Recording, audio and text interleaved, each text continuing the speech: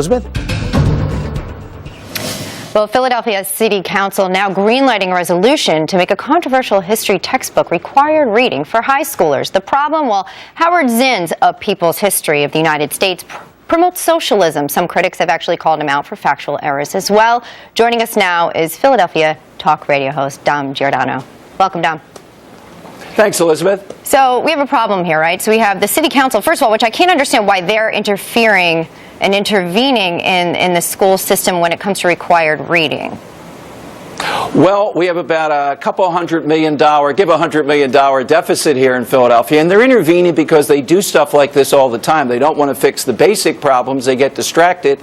They go into this stuff, and they're pretty radical, and that's why they went to this book. Well, radical, you note that word, and I will highlight that as well. I mean, Howard Zinn's writings have included, ideas of socialism. You actually were wise enough to question one of the councilwomen on this, Jannie Blackwell, and you asked her when you interviewed her, look, he's an apologist for Fidel Castro. Why should this be required reading? What did she have to say?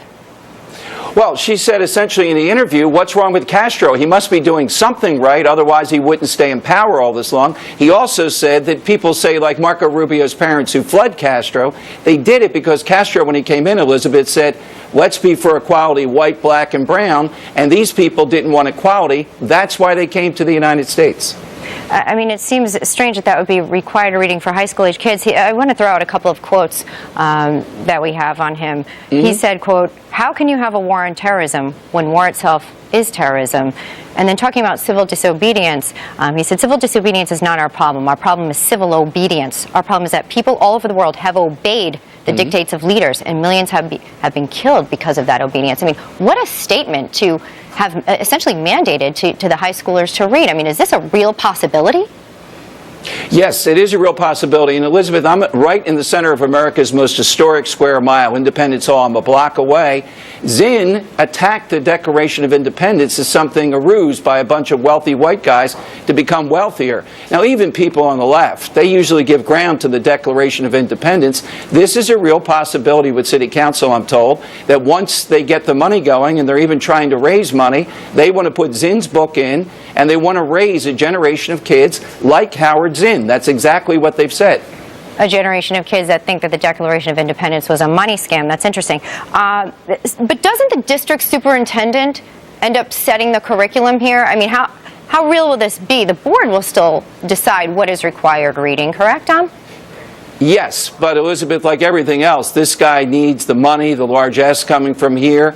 And I'm telling you here, there's a lot of ignorance. Some of these members on City Council, they don't understand what Howard Zinn's all about that voted for this.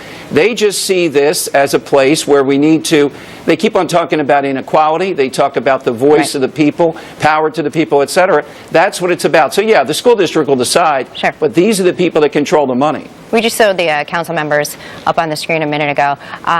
Here we have Jim Kenny and Jannie Blackwell, who you interviewed, Ms. Blackwell there. What should parents do? I'm sorry, say that again, What Elizabeth? can parents do?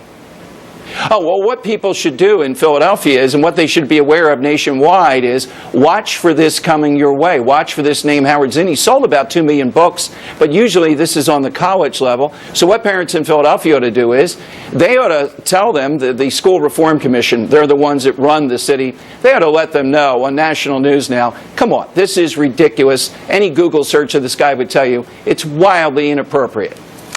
Well, Don, we thank you for the heads up on all of this and certainly for the advice for parents. Thanks for joining us today from Thanks, Philly. Elizabeth, very much. Thank you.